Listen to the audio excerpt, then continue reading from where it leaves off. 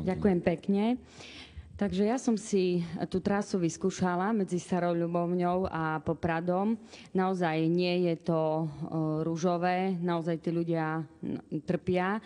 Z toho som si vlastne aj s tými debatami, aj s tými ľuďmi urobila taký názor, že v podstate neexistuje nejaká metodika na to, ako vyhľadávame rizikové úseky. Podľa mňa v prvom rade musíme začať týmto. Aby naozaj tá železničná polícia dostala kompetencie v tom, aby to robila. Lebo keď som sa rozprávala vlastne s tou sprievočičkou, tak ona vravela, že oni očakávajú, že oni to nahlásia, oni majú problém vlastne s tou prácou, ktorú tam vykonávajú a že v podstate naozaj nemá kto tie úseky monitorovať. Čiže každopádne by bolo vhodné, aby sme prepracovali nejakú tú metodiku pre vyhľadávanie rizikových úsekov.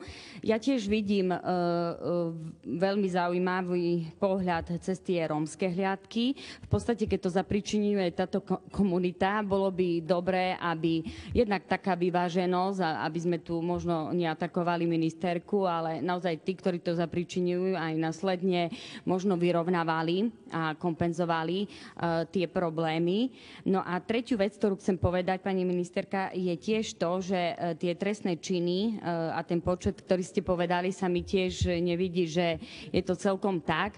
Ja skôr vnímam cez Facebook, že množstvo vecí prebieha tam a mám celkovo problém s tým, že polícia nie je vybavená na to, aby práve cez tieto veci podchycovala trestné činy. Ďakujem pekne.